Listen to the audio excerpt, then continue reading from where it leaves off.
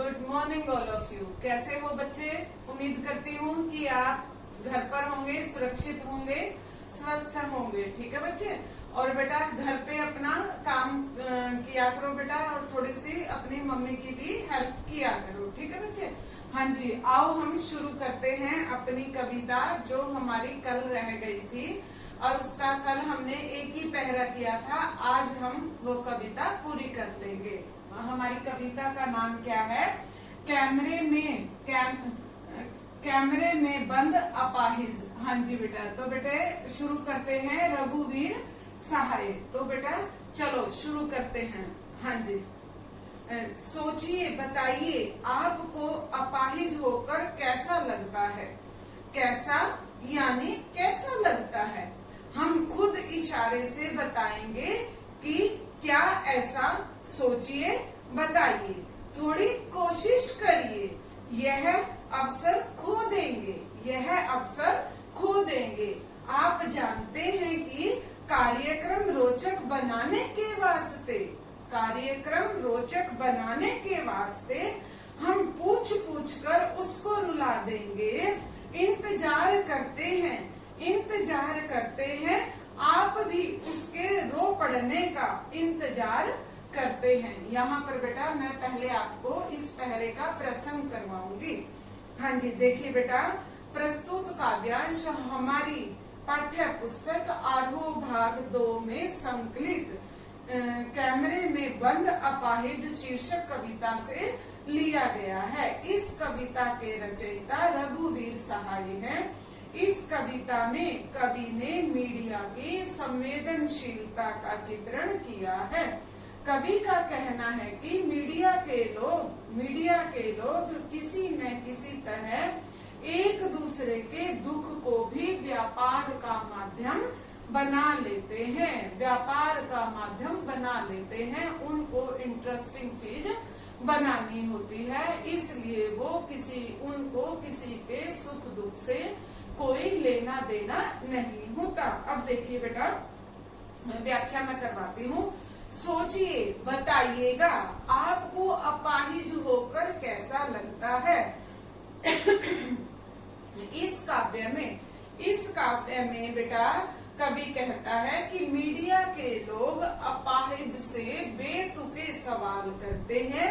वे अपाहिज से पूछते हैं कि अपाहिज होकर आपको कैसा लगता है? यह बात सोचकर बताइए। यानी कि वो प्रश्नकर्ता अपाहिज से प्रश्न करता है कि आपको अपाहिज होना कैसा लग रहा है। इस प्रकार के बेतुके सवाल पूछते हैं। हाँ जी, अब देखिए, यानी कैसा लगता है, हम खुद इशारे से बताएंगे।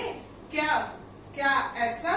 सोचिए, बताइए। यहाँ पर प्रश्नकर्ता फिर कहता है कि आप हमें बताओ कि आपको कैसा लगता है। अगर आप नहीं बता सकते तो हम खुद इशारे से आपको बताएंगे और आपको सोचने के लिए मजबूर कर देंगे। थोड़ी कोशिश करिए, यह अवसर खो देंगे। यहाँ पर प्रश्नकर्ता अपाहिज से प्रश्न करता है कि आप कोशिश करिए, आप बताइए हमें कि आप इस दुख को सहन करते हुए आपको कैसा लग रहा है। नहीं तो आप ये अवसर खो देंगे, ये मौका खो देंगे। आप जानते हैं कि कार्यक्रम रोचक बनाने के वास्ते हम पूछ पूछ कर उसको रुला देंगे। यहाँ पर कविवर अपनी कविता के जरिए, अपने शब्दों के माध्यम से क्या कहना चाहता है कि यहाँ पर मीडिया वाले अपने कार्यक्रम को सुपरहिट बनाने के लिए, अच्छी से अच्छी बेटा प्रस्तुति देने के लिए, वो उस जो बेटा शक्तिहीन व्यक्ति है उसको ऐसे संबोधित करते हैं, ऐसे प्रश्न पूछते हैं उनसे कि उसका मन द्रवित हो जाता है। हाँ जी, यहाँ पर क्या है कि यही बताया गया कि वो इशारा करके बताते हैं कि क्या उन्हें ऐसा महसूस होता है। थोड़ा सोचकर और कोशिश करके आप हमें बताइए। यदि आप इस समय नहीं बताओगे तो आप सुनहरा मौका खो देंगे। अपाहिज के पास इससे बढ़िया और कोई मौका नहीं हो सकता कि वह अपनी पीड़ा समाज के सामने रखे। और जो मीडिया वाले हैं उनका लक्ष्य क्या है? उनका लक्ष्य यही है कि वो अपने कार्यक्रम को रोचक बनाना चाहते हैं। इसलिए वे इस प्रकार के प्रश्न पूछते हैं ताकि वो जो शीनहीन व्यक्ति है वो रोने ही लग जाए। वे समाज पर भी कटाक्ष करते हैं। यहाँ पर कविवर समाज पर कटाक्ष करता हुआ कहता है कि इंतजार करते हैं आप भी उनके रो पड़ने का इंतजार करते हैं। यहाँ पर कविवर कहते हैं कि वे समाज पर कटाक्ष करते हुए कहते हैं कि वे भी उनके रोने का इंतजार करते हैं। वह यह प्रश्न दर्शकों से नहीं पूछेगा, यानी कि वह किसी और से नहीं पूछेगा, अपितु जो व्यक्ति यहाँ पर साक्षात्कार के लिए आया है उससे ही वो प्रश्न करेगा। हाँ जी, इस पहरे की मैं आपको विशेषता बतलाती हूँ कि इसमें क्या क्या विशेषता है। कवि ने क्षीण होती मानवीय संवेदना का चित्रण किया है। दूसरा पॉइंट क्या है? दूरदर्शन के कार्यक्रम निर्माताओं को करारा व्यंग किया है। यहाँ पर कवि द्वारा दूरदर्शन के जो कार्यकर्ता है उनके ऊपर करारा व्यंग किया गया है कि किस प्रकार लोग अपने कार्यक्रम को हिट बनाने के लिए, उसकी सराहना कराने के लिए कैसे कैसे प्रश्न पूछ बैठते हैं। काव्य रचना में नाटकीयता तथा व्यंग्य है। भाषा सहज, सरल और भावानुकूल है। खड़ी बोली का भी सहज प्रयोग किया गया है। अनुप्रास अलंकार का भी प्रयोग दिखाई देता है। मुक्तक छंद है। यहाँ पर बेटा इस पहरे से संबंधित जितने भी प्रश्न हैं, 4 प्रश्न हैं और वो मैं आपको अभी करवाती हूँ। अब देखिए, पहला प्रश्न बनता है, कविता में कवि ने दूरदर्शन के कार्यक्रम संचालकों की किस मानसिकता को उजागर किया गया है। यहाँ पर देखिए कि कवि ने दूरदर्शन के कार्यक्रम संचालकों की व्यवस्थितता पर करारा व्यंग किया है। अपाहिज के कष्ट को कम करने की बजाय उसको इतना बढ़ा चढ़ाकर प्रस्तुत किया है कि वे क्रूरता की तमाम हदें पार कर गए हैं। हाँ जी, ये आपका पहला प्रश्न था कि मीडिया की बेटा किस मानसिकता को उजागर किया गया है। दूसरा प्रश्न बनता है आपका, संचालकों द्वारा अपाहिज को संकेत में बताने का उद्देश्य क्या है। इसमें देखिए, जो संचालक संकेत द्वारा अपाहिज को बताता है कि वह अपना दर्द इस प्रकार बताए जैसे वे चाहते हैं। यहाँ दर्द किसी का है और उससे अभिव्यक्ति कराने का तरीका कोई और बता रहा है। किसी भी तरह उन्होंने अपने कार्यक्रम को रोचक बनाना है, हिट बनाना है, यही उनका एकमात्र उद्देश्य है। तीसरा प्रश्न देखिए, दर्शकों की मानसिकता क्या है। दर्शकों की मानसिकता है कि वे किसी की पीड़ा के चरम रूप का आनंद लेते हैं। उन दर्शकों की क्या मानसिकता है? वे किसी भी व्यक्ति की पीड़ा के चरम यानी कि सबसे ऊपरी स्थिति यानी कि चरम रूप का आनंद लेते हैं, वे भी संवेदनहीन हो गए हैं, क्योंकि उन्हें भी अपंग व्यक्ति के रोने का इंतजार रहता है।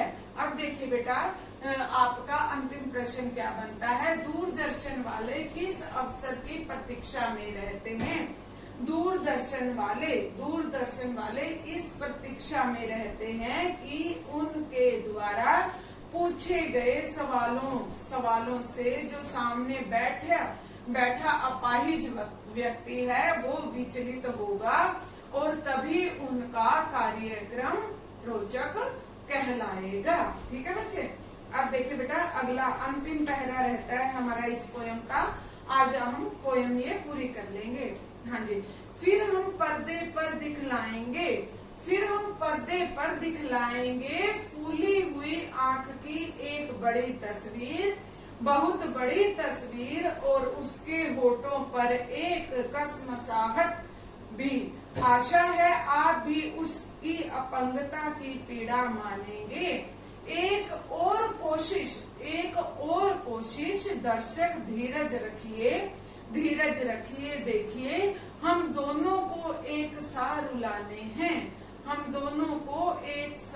रुलाएंगे और आप और वह दोनों। कैमरा बस करो, नहीं हुआ रहने दो, पर्दे पर वक्त की कीमत है। अब मुस्कुराएंगे हम, आप देख रहे हैं सामाजिक उद्देश्य से युक्त कार्यक्रम, बस थोड़ी ही कसर रह गई है। धन्यवाद। यहाँ पर बेटा क्या बतलाया गया है इस पहरे में? हम फिर पर्दे पर क्या दिखलाएंगे? दूरदर्शन वाले उस अपाहिज की जो मानसिक स्थिति है उसको दिखलाएंगे, यानी कि उसकी मानसिक स्थिति का शोषण कर रहे हैं। वे उसकी फूली हुई यानी कि सूजी हुई आंखों को दिखाएंगे तथा वे उनके होठों पर होने वाली बेचैनी और कुछ न बोल पाने वाली तड़प भी दिखाएंगे। ऐसा करके वे दर्शकों को उनकी पीड़ा बताने की कोशिश करेंगे। वे कोशिश करते भी हैं और वो रोने लग जाता है। यानी कि यहाँ पर क्या कहते हैं? एक और कोशिश, दर्शक धीरज रखिए। यहाँ पर बेटा जो प्रश्न करता है वो इस प्रकार के प्रश्न कर रहा है जिससे जो अपंग व्यक्ति है वो विचलित हो जाता है, और विचलित हो जाने के बाद उसकी आंखों से जब आंसू आते हैं तो वो कहते हैं कि भाई मीडिया को कहते हैं कि कैमरे वाले को कि आप कैमरा थोड़ा सा जूम कर दें, बड़ा कर दें, ताकि उसके आंसू दिख जाएं। और यहाँ पर कैमरा बस करो, नहीं हुआ रहने दो, पर्दे पर वक्त की कीमत है। यहाँ पर क्या है कि यहाँ पर तो समय की ही कीमत है। यहाँ पर किसी की एहसास, किसी की भावनाएं, इनसे कोई भी लगाव नहीं है। पर्दे पर वक्त की कीमत है। अब मुस्कुराएंगे हम। हाँ, जब उसका शोषण हो रहा है तब वो मुस्कुराते हैं। क्योंकि उनसे उनका जो कार्यक्रम है उस पर असर पड़ रहा है और वो रोचक होता जा रहा है। उसकी जो तड़प है वो दिखाएंगे। ऐसा करके वो दर्शकों को उसकी पीड़ा बताने की कोशिश करेंगे। वे कोशिश करते हैं, वह रोने लगता है। साक्षात्कार लेने वाले दर्शकों को धैर्य धारण करने के लिए कहता है। यानी कि क्या कहता है कि आप धीरज रखिए। वे दर्शकों और अपाहिजों को दोनों को ही रुला देता है। तभी वे निर्देश देते हैं कि अब कैमरा बंद कर दो। यदि अपाहिज अपना दर्द पूर्णतः व्यक्त न कर पाया तो कोई बात नहीं, पर्दे का समय बहुत महंगा है। इस कार्यक्रम के बंद होते ही दूरदर्शन में कार्यरत सभी लोग मुस्कुराते हैं और यह घोषणा करते हैं कि आप सभी दर्शक सामाजिक उद्देश्य से भरपूर कार्यक्रम देखते रहें। इसमें थोड़ी सी कमी रह गई है कि हम आप दोनों को एक साथ रुला नहीं पाए, फिर भी यह कार्यक्रम देखने के लिए आपका धन्यवाद। यहाँ पर यही बतलाया गया है इस पैरे में, यदि बेटा अपंग व्यक्ति है वो उस प्रकार के प्रश्नों से अगर वो विचलित नहीं होता है तो वो कहते हैं मीडिया वाले कि हमारा समय बहुत कीमती है, कोई बात नहीं, हम यहीं पर ही प्रोग्राम को रोक देते हैं और यहाँ पर पर्दा गिरा देते हैं और वो कह देते हैं कि जो एंकर होता है वो बेटा कह देता है कि आप सभी दर्शक सामाजिक उद्देश्य से भरपूर कार्यक्रम देखते रहें और इसमें थोड़ी सी कमी रह गई है, हम आप दोनों को एक साथ नहीं रुला पाए हैं, फिर भी यह कार्यक्रम देखने के लिए आप सबका धन्यवाद। यहाँ पर इस पहरे की विशेषताएं बतलाती हूँ कि अपाहिज की बेचैनी तथा मीडिया और दर्शकों की संवेदनहीनता को दर्शाया गया है। मुक्तक छंद का प्रयोग भरपूर किया है। उर्दू शब्दावली का भी सहज प्रयोग हुआ है और पर्दे पर में अनुप्रास अलंकार का प्रयोग किया गया है। और ये सारी की सारी जो स्थिति है, सारा सेटअप कैसा लग रहा है, एक नाटकीय व्यंग्यात्मक लग रहा है, व्यंग्यपूर्ण लग रहा है। और बेटा इसमें बेटा भाषा सहज और सरल है। इसमें बेटा मैं प्रश्न उत्तर आपको इसके करवा देती हूँ इस पहरे के। देखिए बेटा, कार्यक्रम संचालक पर्दे पर फूली हुई आंख की तस्वीर क्यों दिखाना चाहता है? वो अपने कार्यक्रम को बढ़ा चढ़ा कर दिखाना चाहता है, इससे यहाँ कार्यक्रम प्रभावी बनेगा और वहीं संचालक का वास्तविक उद्देश्य भी पूरा हो जाएगा। ठीक है। दूसरा प्रश्न, एक और कोशिश में क्या तात्पर्य है? यानी कि वो रोती हुई मुद्रा को सबके सामने प्रस्तुत करना चाहता है और वो अपने कार्यक्रम को लोकप्रिय बनाना चाहता है। इस प्रकार वे अपाहिज से मनमाना व्यवहार करवाना चाहते हैं जिसमें वे अभी तक सफल नहीं हो पाए हैं। हाँ जी, अगला प्रश्न बनता है आपका, संचालक किस बात पर मुस्कुराता है और उसकी मुस्कुराहट में क्या छिपा है? संचालक, हाँ जी, अब देखिए, संचालक है जो कार्यक्रम खत्म होने पर मुस्कुराता है, उसे अपने कार्यक्रम में सफल होने की खुशी है, उसे अपाहिज की पीड़ा से कोई लेना देना नहीं है। इस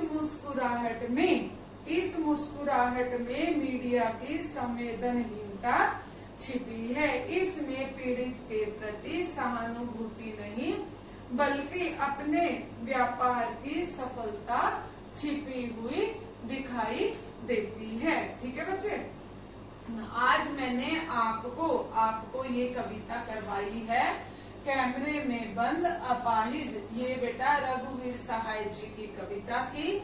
पहले दिन मैंने आपको बेटा रघुवीर जी सहाय की जीवनी के बारे में बताया, उनके भाषा शैली के बारे में बताया, उनकी साहित्यिक रचना के बारे में बताया।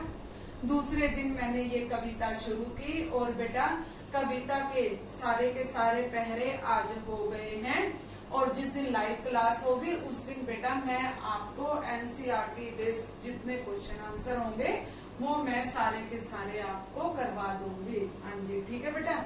हाँ जी, और बेटा कुछ एक न्यू स्टूडेंट हैं जो लवप्रीत हैं और एक दो बच्चे और हैं, तो बेटा वो वीडियो बेटा ये अपनी पिछली वीडियो भी देख लेना आप और उसके जरिए बेटा आप अपनी पढ़ाई पूरी कर सकोगे। ठीक है बेटा, खुश रहो, हंसते रहो, मुस्कुराते रहो। stay home